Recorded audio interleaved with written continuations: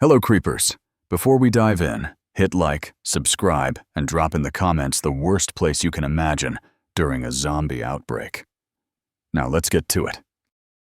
Morning in the ludus always began the same way. The clang of iron, the thud of wooden swords on wooden shields, the bark of trainers who believed pain was a better teacher than patience. I woke to the familiar sting in my ribs and the dull ache in my arms. Old bruises, new ones waiting their turn. In the arena, pain meant you were alive. Everything after that was the mercy of the gods. I rolled from my straw mattress as the door creaked open. The dim corridor outside smelled of sweat, oil, and dust baked by the Roman sun. Other gladiators shuffled out of their cells, each of us wearing the same expression, half tired, half hungry, all ready. The routine grounded us. It made the days feel predictable, safe in their own brutal way. We gathered in the training yard. Sand covered with footprints and dried blood made it look like it never forgot a fight. The morning air was cool enough that you could breathe without choking on heat. For now. "Line up," our lanista said. His voice cracked like a whip. "Warm up with shield drills, then spar." I grabbed my training shield. The weight felt familiar, like an extension of my own arm. My partner for the morning was Caius, broad shoulders, loud laugh, always ate more than his share. He was one of the few in this place I trusted. As we raised shields and circled each other, he gave me a grin. "You look like you slept on a pile of stones," he said. "That's because I did," I answered. We traded slow strikes. Shields thumped. Sand shifted underfoot. For a while, everything felt normal, ordinary, almost peaceful. But the peace cracked when we heard the gates at the far end of the yard slam open. Two guards rushed across the yard, dragging a thin, shaking slave between them. His eyes were wild. His skin looked as pale as marble.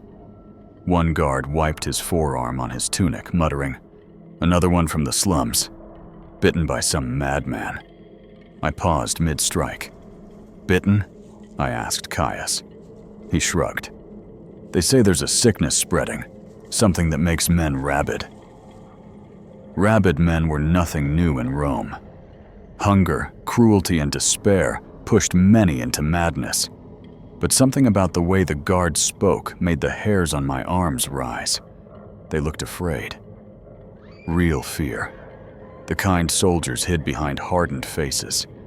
Training continued, but the rhythm of it had changed. Even the trainers watched the slaves being dragged into the infirmary. Something whispered at the back of my mind. Something wrong. Something waiting. When it was my turn to spar once more, the unease only grew.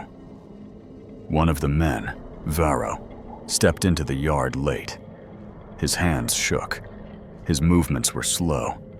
As though his body was resisting his commands, sweat poured down his face even though the morning was still mild. "Varro," our lanista said, "you look like death. Did you drink too much last night?"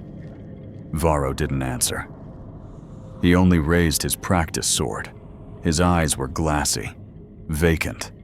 When the lanista told him to spar with me, he stepped forward. We circled each other.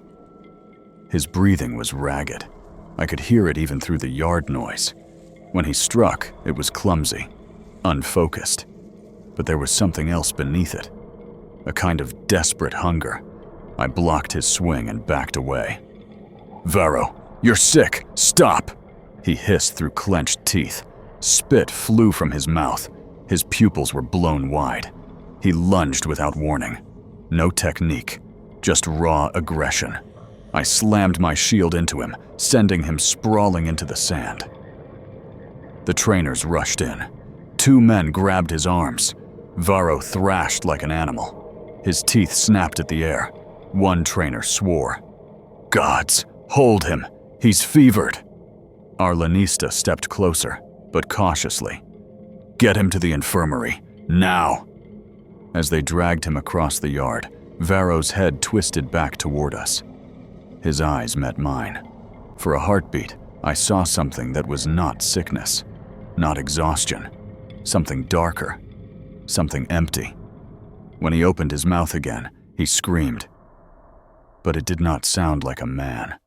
The sound echoed long after they pulled him out of sight. Normalcy died in that moment. I didn't know what was coming, but I felt it, heavy in the air, a storm building, a threat crawling closer with every passing second. And Rome. Rome felt suddenly fragile, as if one bite could topple the whole empire. By midday, the sun beat down on the Colosseum like a hammer.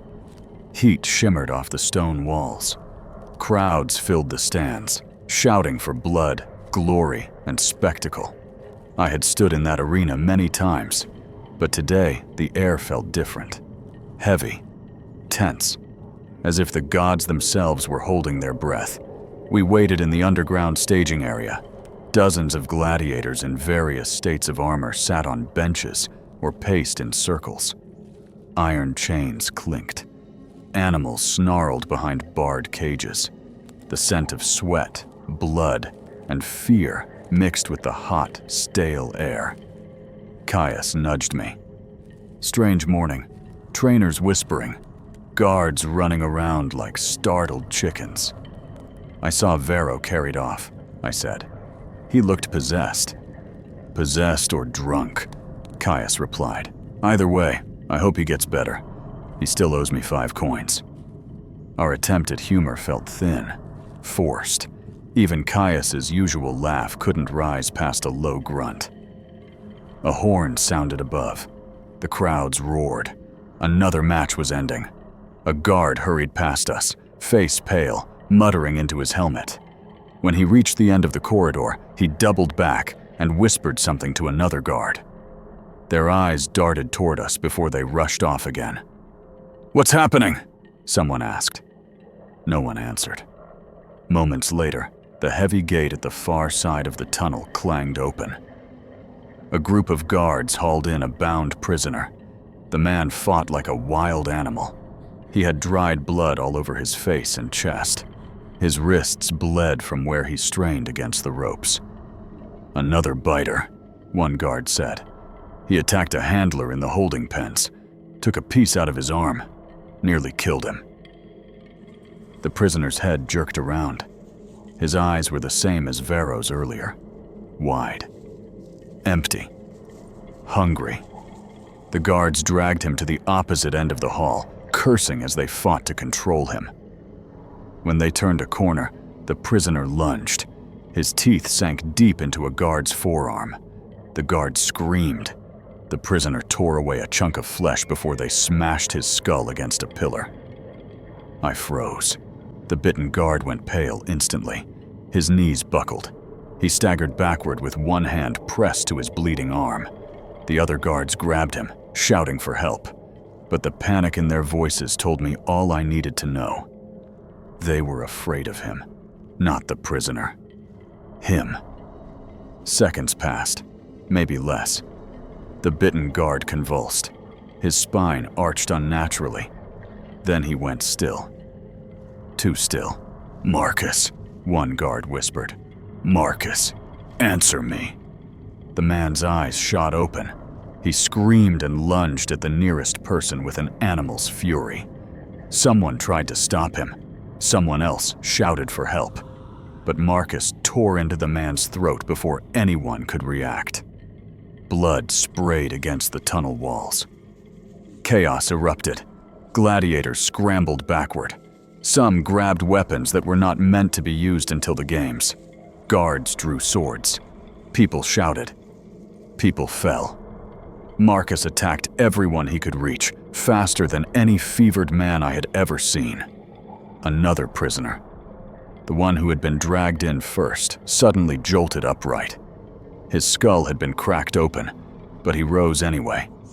The impossible sight froze the tunnel. The guards nearest him hesitated. That single heartbeat of hesitation cost them their lives. He tore into their legs and arms, dragging them down with unnatural strength. I grabbed Caius by the forearm. "We need to move." We ran toward the far gate, pushing past panicked fighters and slaves. The noise behind us grew louder. Screams, steel on bone, bodies being ripped apart. The sound stayed with me long after we escaped the corridor. The arena floor blazed with sunlight as we emerged from the tunnel. The crowd was chanting, unaware of the slaughter happening below. A pair of guards tried to close the gate behind us, but something slammed into it from the inside. The metal buckled, then split open. When the first infected burst onto the sand, the crowd went silent. He sprinted across the arena, limbs jerking, mouth frothing. A few spectators thought it was part of the show. They laughed. They clapped. Then the infected leapt into the nearest section of seats and sank his teeth into a woman's face. The laughter stopped. People screamed. Dozens pushed to get away. But the panic only fed itself. The infected multiplied in seconds. Every bite turned another spectator into a monster. The outbreak spread like wildfire. More infected spilled out from the tunnel, chasing anyone within reach. One tackled a man carrying a child. Another dragged a vendor over a railing. Bodies toppled from the stands. Some ran. Some froze. Most didn't make it. Caius and I sprinted along the outer wall of the arena. The gate to the Gladiator barracks was still open. A guard waved frantically for survivors to get inside. Behind him, the infected poured in like a flood. The guard shouted, "Close the gate! Close it now!" We slipped through just as he shoved the heavy door shut. The infected slammed against it from the other side, snarling and clawing. The wood trembled. Dust rained from the frame. Caius leaned against the wall, gasping for breath. What in the name of the gods is happening? I stared at the shaking door, at the blood on my arms, at the screams echoing through the Colosseum. "I don't know," I said, "but Rome is falling apart, and the collapse had only just begun." The barracks gate shuddered under the weight of the infected. Each impact made the wooden beams creak like bones about to snap. Survivors scattered through the entry hall. Guards, handlers, a few gladiators dragged from the arena floor. Every face wore the same expression: shock trying to become denial, and failing. Caius pressed his shoulder against the rattling gate. "They're going to break through." "Not yet," I said, though I wasn't sure. Help me brace it. We shoved a weapons rack against the door. Another man dragged over a storage crate. Someone else threw their full weight onto the frame. The infected struck again. The whole barricade lurched forward. A guard cried out and stumbled back. "They're too strong," he said. "Strong as demons." A scream echoed from deeper inside the barracks. Everyone tensed. Another scream followed. Then the wet, unmistakable sound of teeth tearing flesh. "They're inside already," Caius whispered. For a heartbeat, the room froze. Then panic split it open. The barracks was a maze. Armory rooms, sleeping quarters, training halls. If the infection had slipped in from another entrance, we were trapped between two jaws. "We need to move," I said. "Now." A trainer I recognized, Aquila, stumbled into view. His arm dripped blood. His face was pale. Something bit me," he gasped. "It came from the upper dormitory. The slaves up there." He didn't finish. His eyes rolled back. His body convulsed. "Back away!" I shouted. His spine arched unnaturally. Bones cracked like wood under a smith's mallet. He collapsed to his knees, only to lunge forward a second later with a feral roar. He seized the nearest guard and sank his teeth into the man's throat. Blood sprayed across the wall. Go! I shoved Caius toward the side corridor. We can't fight all of them. We sprinted through the dim hallways. The barracks trembled with screams and pounding feet. At every turn, the infection spread faster than we could run. A handler was dragged into a doorway. A slave tore free of restraints, already turning. A guard stabbed an infected through the chest, only for the creature to keep coming until someone cleaved its skull with an axe. We ducked into the armory, slamming the iron grate shut. Caius grabbed a gladius from the weapon racks, breathing hard. The gods are cursing us. No, I said. This is something worse. Through the grate, we saw shadows weaving through the corridor. Human shapes, some limping, some twitching. All wrong. We can't stay here long, I whispered. Caius nodded. Where then? The east service exit. It leads to the training grounds behind the Coliseum. If the streets aren't overrun yet, we might… A heavy crash cut me off. A body slammed into the grate from the other side. Fingers clawed through the bars. A face pressed forward, skin torn, eyes wild, teeth stained with fresh blood. Another infected joined it. Then another. Soon, the whole grate rattled with hands and jaws. Too many, Caius said. We'll never push through. I scanned the room. Armor, spears, shields, and, on the far wall, a stone vent shaft large enough to crawl through. There, I pointed. Caius stared.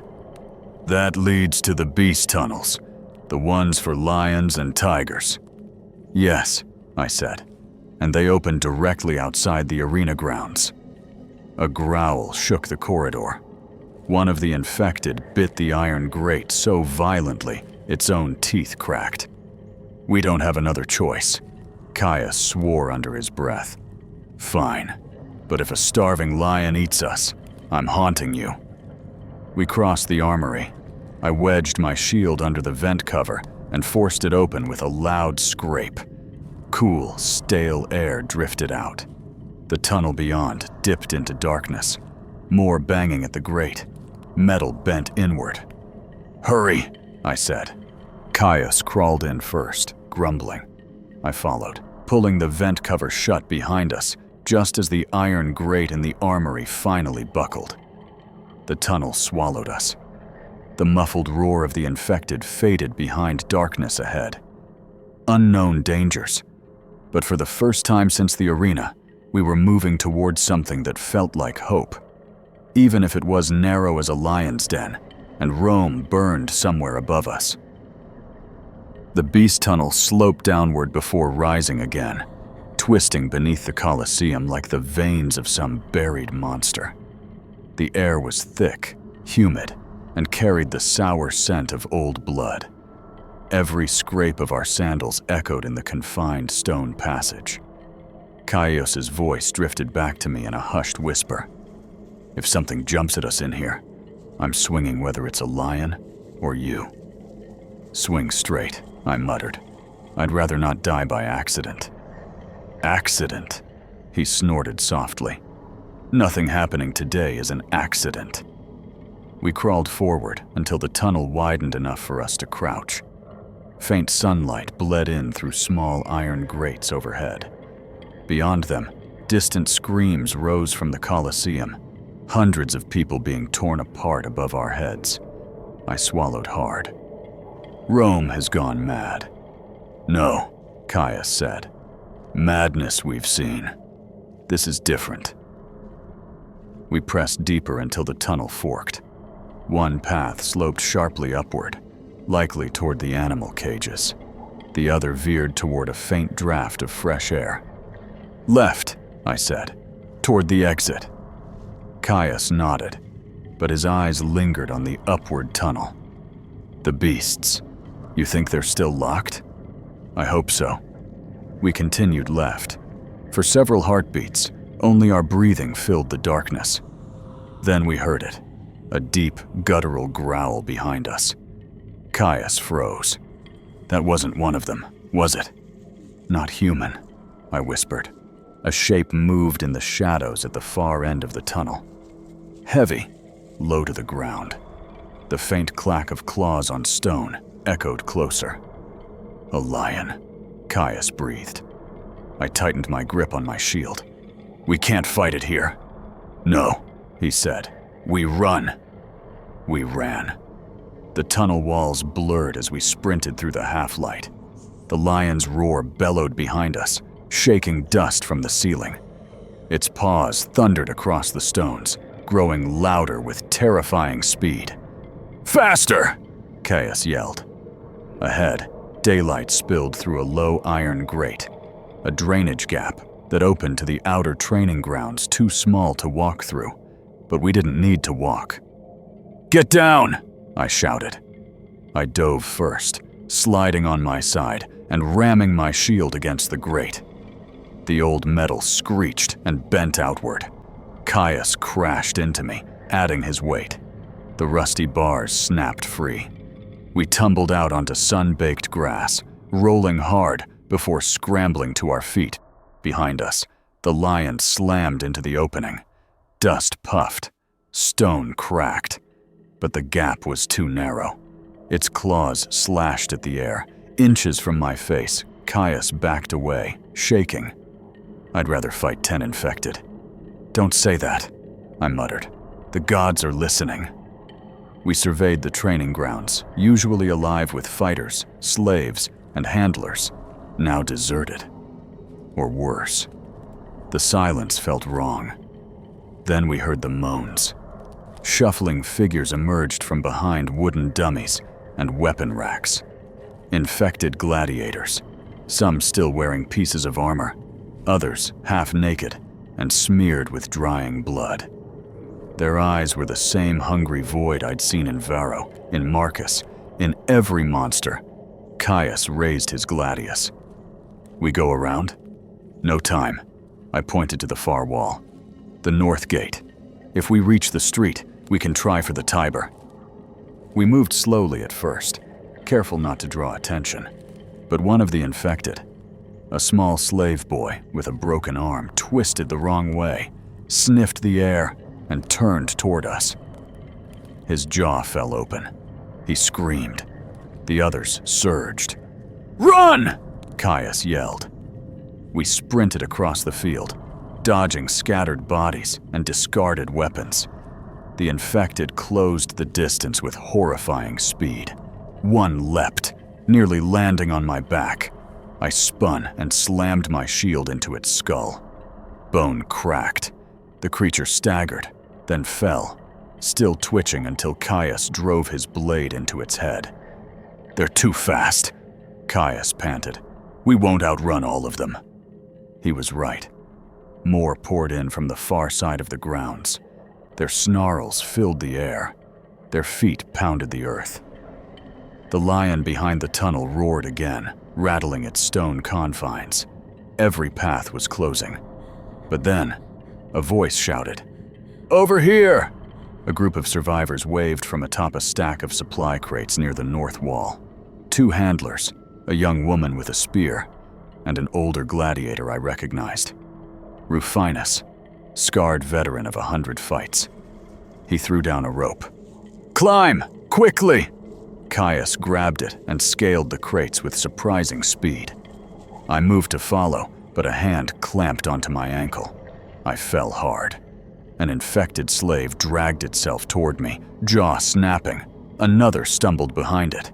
I kicked, but the first held tight, teeth inches from my calf. "Hold on," Caius called. He reached down and grabbed my forearm. I used my free foot to smash my heel against the creature's skull. Once, twice. The third strike cracked bone. Its grip loosened. Caius hauled me upward with a strain of effort. But as I climbed, another infected lunged and caught Caius's leg, biting deep into the flesh of his shin. Caius screamed. I froze. "Caius!" His grip tightened on my arm, shaking. "Don't you stop. Don't you dare."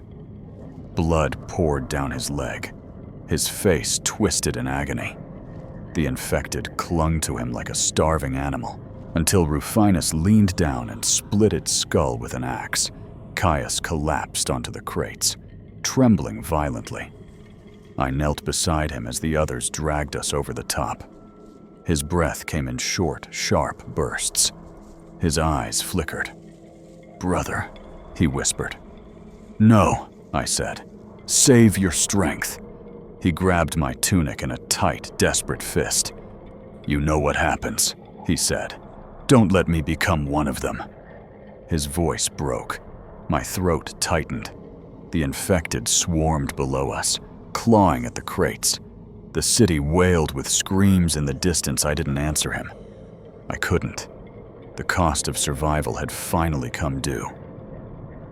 The crates groaned under our weight as the infected clawed and slammed against them below. Their snarls rose like a burning chorus, dozens of throats screaming with hunger.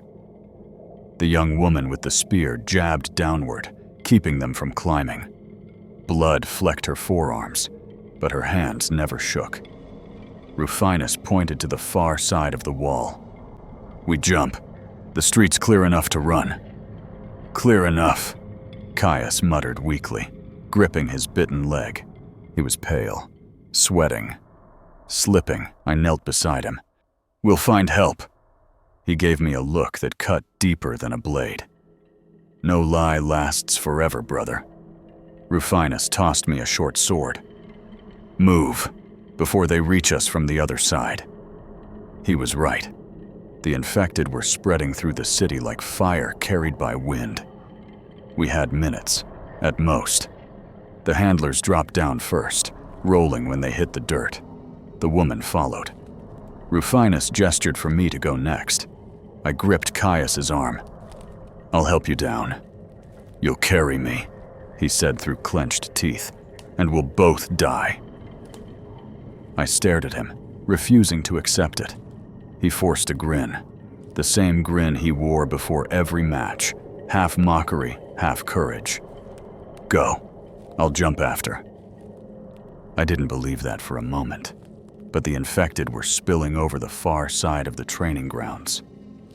Their jerking silhouettes grew taller as they climbed wooden beams. Time was a noose tightening around our necks.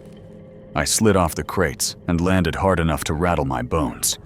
Rufinus caught my arm and pulled me upright. "Where's your friend?" "Coming," I lied. When he dropped down, Caius landed badly, screaming as his leg buckled. The woman rushed to help him. Rufinus moved to cover us as more infected poured into the training grounds. "Run!" he barked.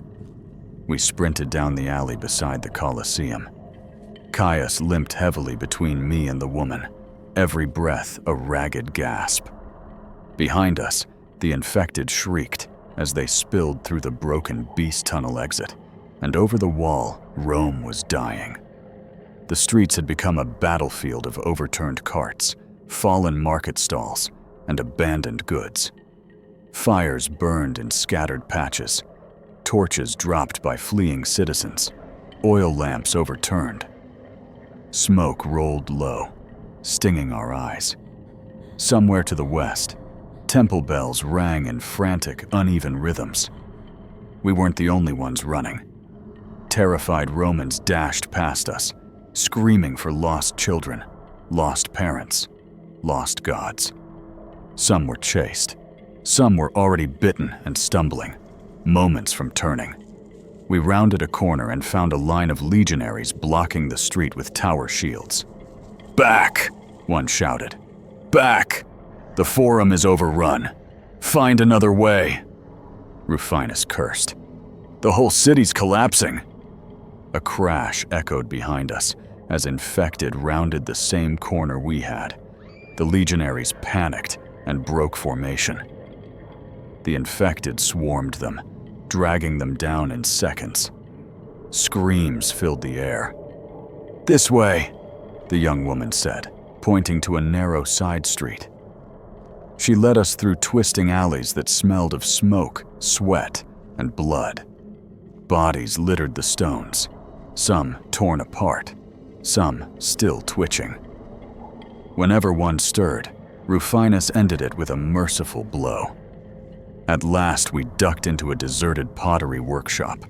Clay shards crunched under our feet. I shut the door and shoved a heavy kiln against it. Caius collapsed onto a bench, trembling violently. The woman knelt beside him. "I'm Latinia," she said gently. "Can you hear me?" Caius nodded faintly. "Mostly." Rufinus checked the window slit. "We have minutes, maybe less. They're spreading faster than fire in dry grass." Caius grabbed my wrist hard. "Brother, look at me." I forced myself to meet his eyes. They were dilating. His breathing was growing shallow and quick. "I'm not afraid to die," he said. "I'm afraid of becoming one of them." My chest tightened. "Caius, don't listen." His voice cracked. "We fought side by side. We bled together. Don't let my last act be to harm you." He pressed the hilt of a dagger into my palm. Every instinct inside me recoiled. I shook my head, breath catching. "No, I won't kill you." "You're not killing me," he whispered.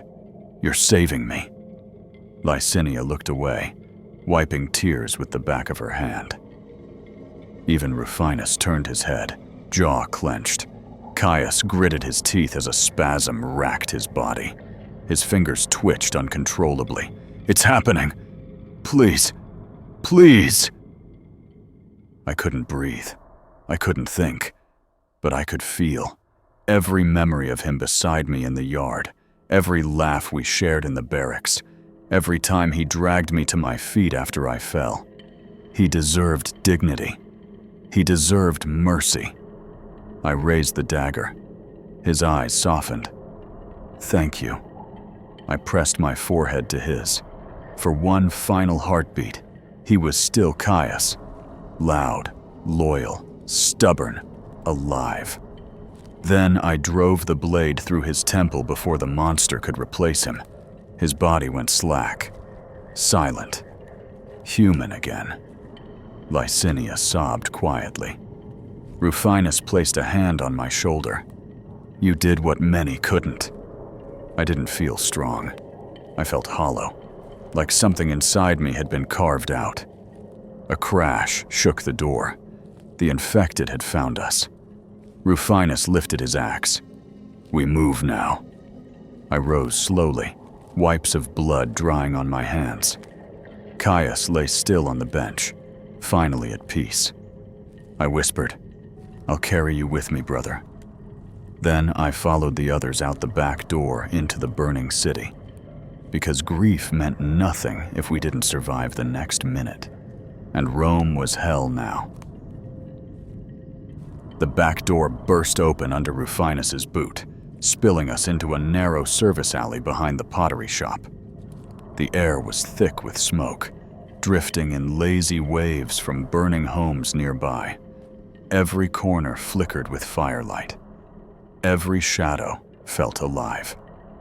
Licinia tightened her grip on her spear. "Where do we go now? The Forum is lost. The Coliseum is lost. The main roads are crawling with them." I wiped the blood from my hands, though it left stubborn stains. Caius's weight still seemed to cling to my arms. "We head for the river," I said. "The Tiber cuts through the city. If we reach the water, we might..." "Might what?"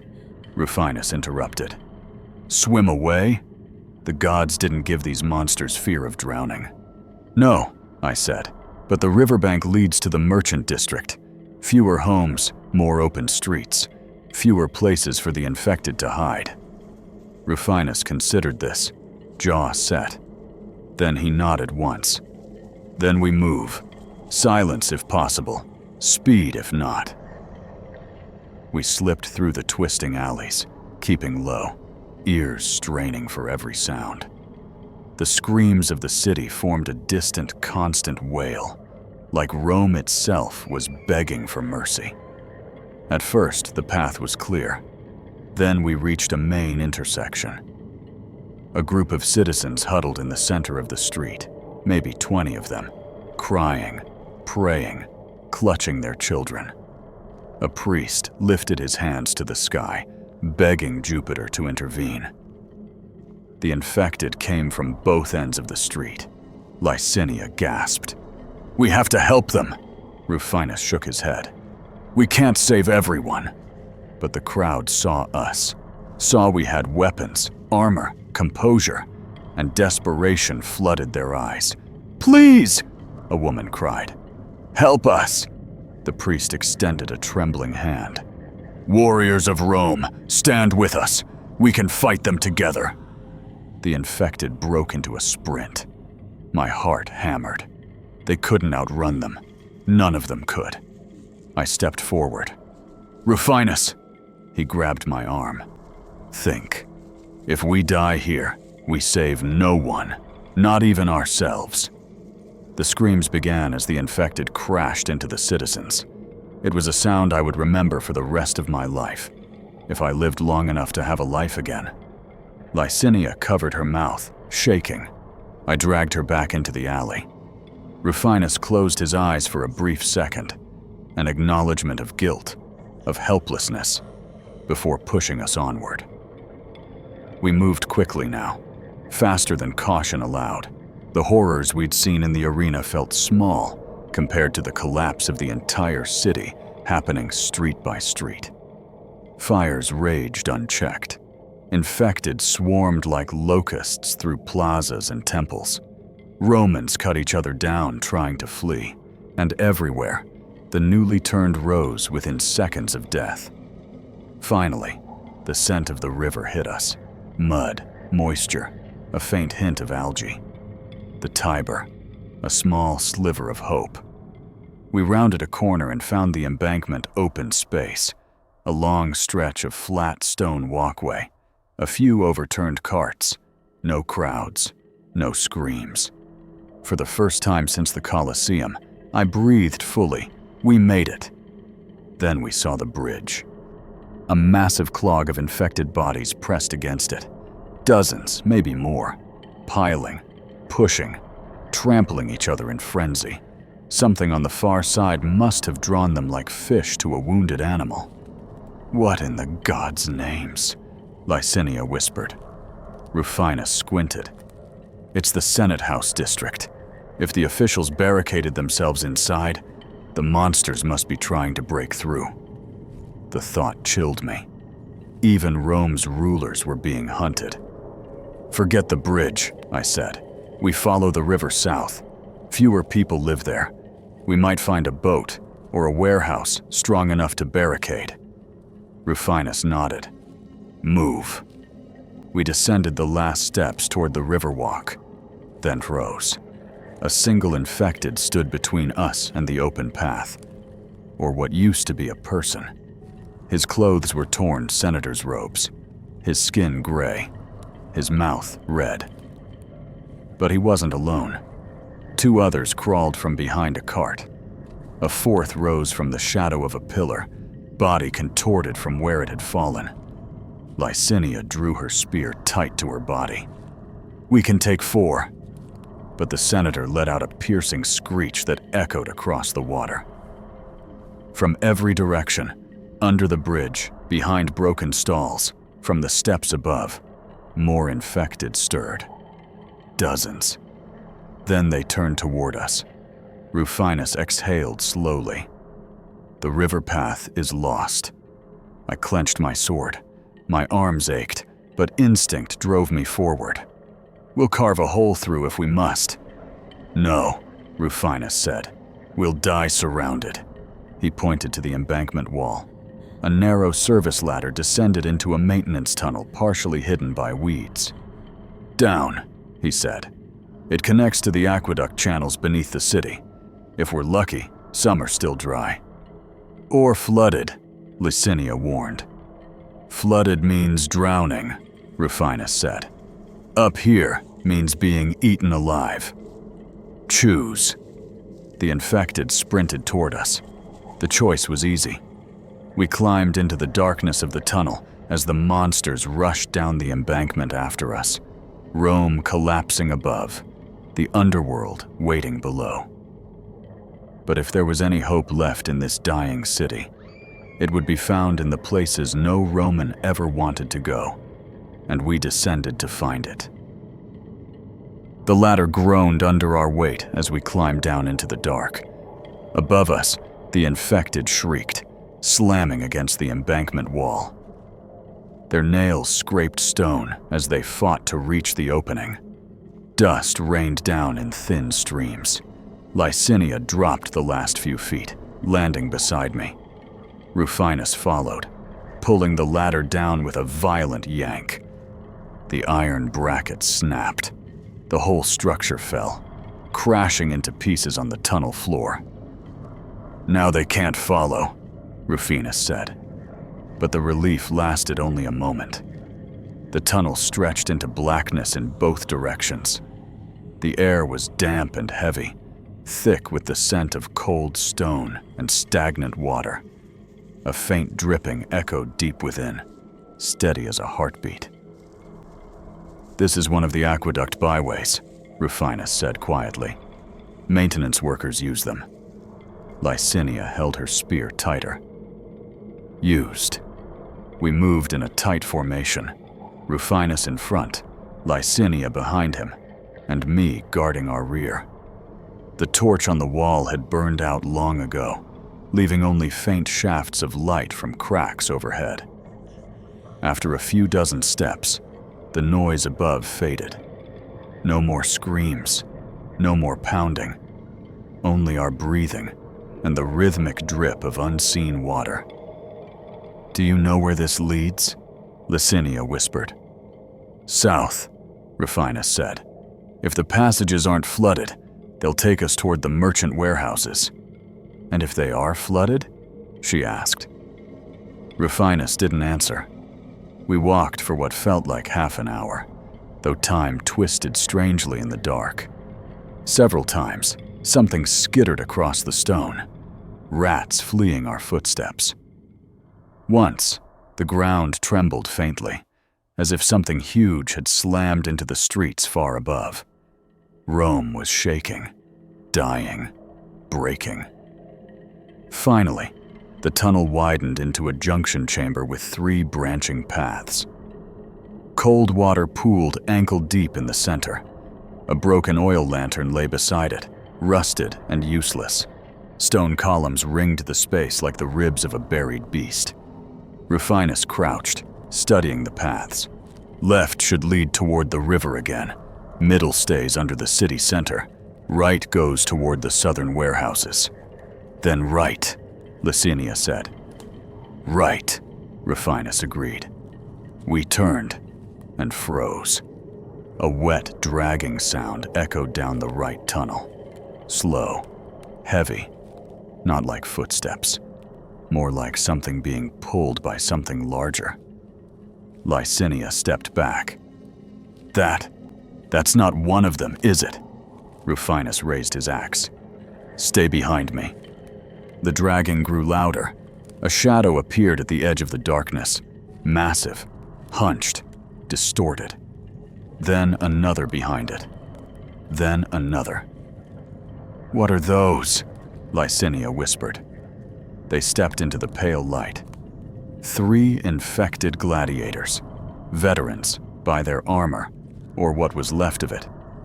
But they were changed, swollen. Their muscles were knotted and bulging, veins black against gray skin. Their jaws hung wider than any human jaw should.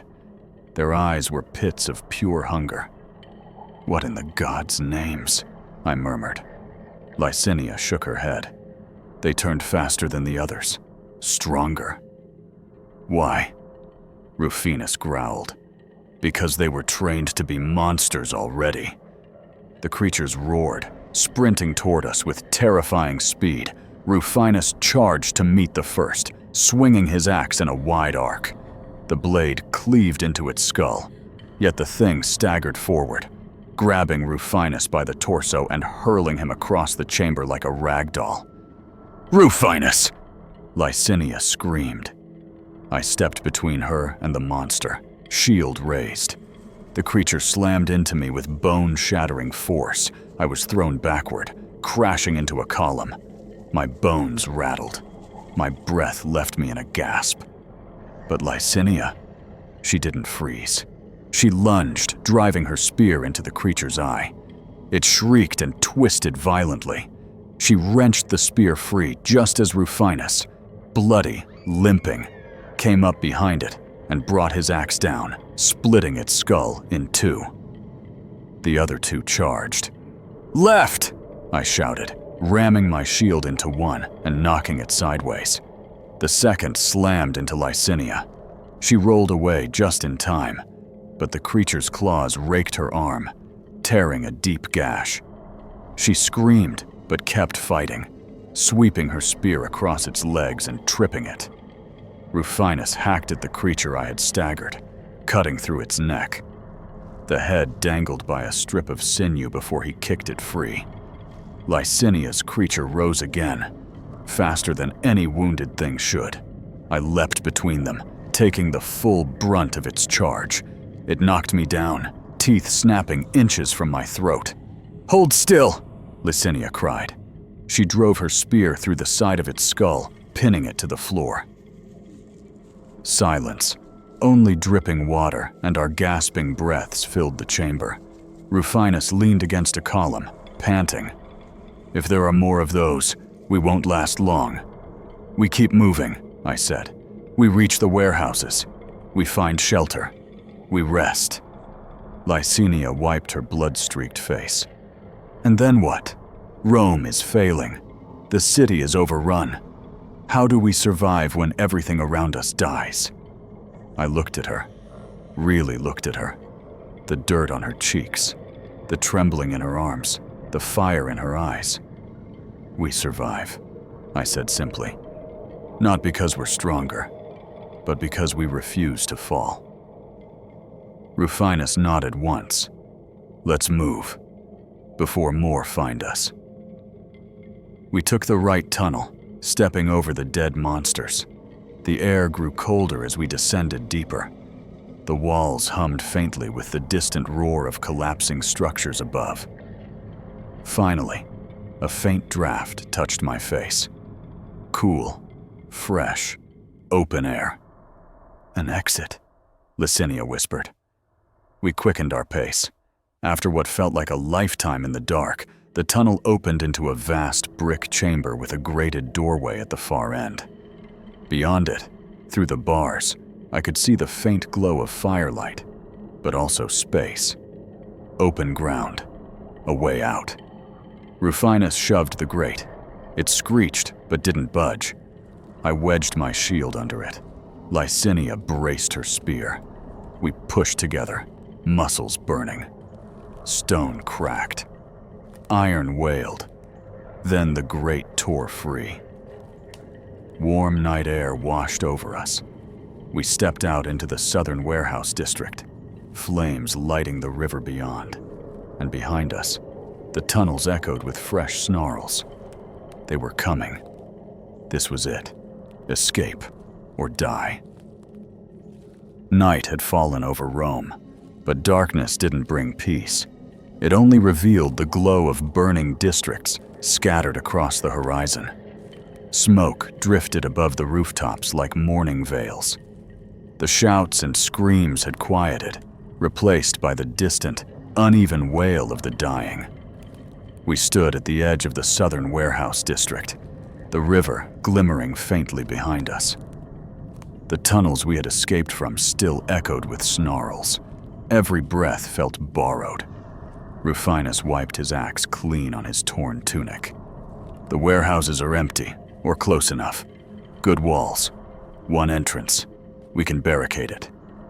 Licinia leaned against a crate, pressing a torn cloth against the claw gash on her arm. "Good, because I can barely lift my spear." I scanned the shadows. Empty streets, abandoned carts, doors left wide open. No infected in sight. For now. "This place will hold for the night," I said. "But the city won't. Rome is lost." Rufinus didn't argue. None of us could. The Empire's heart had been gutted in a single day. We found an intact warehouse, a storage hall for grain, and amphorae of wine. Solid stone walls, a reinforced door. We dragged crates and broken beams across the entrance, building a barricade tall enough to reach our chests. Only when Rufinus declared it secure did we allow ourselves to collapse inside. "I'll keep watch first," Licinia said, sliding down beside a window slit. "You're wounded," I said. "And you're exhausted," she replied softly. "Let me do this." Rufinus sank against a wall, eyes half closed. "Wake me when the nightmares come." I sat a few feet away, staring at my hands. Despite all the scrubbing in the river, I could still see Caius's blood in the cracks of my skin. His voice echoed in the silence. "Don't let me become one of them." I pressed my forehead against my knees. Grief had no room inside me. Not yet. Survival demanded too much space. Hours passed slowly. The fires outside dimmed. The infected wandered the streets like restless spirits, drawn by faint noises, by memory, by hunger. But none came near our hiding place. By dawn, the world beyond the warehouse had grown still. Rufinus stretched, bones cracking like dry branches. "We need a plan. Supplies. Safe paths. Maybe survivors. There might be pockets of them hiding in temples or fort homes." Licinia glanced at the smoke curling from the north. "Even if we survive today, the city won't. Not without soldiers. Not without order." "Then we make our own order," Rufinus said. 3 people can survive. 3 can build something." He looked at me, waiting for agreement. I stood and walked to the broken window. The early sun cast long shadows through the ruins. The Tiber glistened gold. And far to the east, beyond the river, I saw movement. Shuffling shapes emerging from the hills, heading toward the city. Not dozens, hundreds, maybe thousands. The outbreak hadn't stayed inside Rome. It was spreading. Licinia stepped beside me, eyes widening. "The gods." It reached the countryside. Rufinus swore under his breath. "Then the Empire is truly doomed." I tightened my grip on my shield. "Not if we outrun it. Not if we plan. Not if we survive long enough to warn someone. Anyone. Outside the capital." Licinia swallowed hard. "Where do we go?" I looked at the burning city. The broken skyline. The riverside corpses. The countless infected pouring in like a second army. "South," I said. "Along the river. Away from the roads. Away from the cities. We live another day. Then another. We become ghosts if we must." Rufinus hefted his axe. "Ghosts can fight." Licinia nodded. "And rebuild." We slipped out of the warehouse, leaving the ruins of Rome behind us. But as we departed, a low, distant howl rose from the city's heart. A single creature's cry, impossibly loud, echoing across the rooftops. It wasn't human. It wasn't like the others. Rufinus's eyes narrowed. "What in Hades was that?" I didn't know. But the sound promised one thing. The worst was still coming.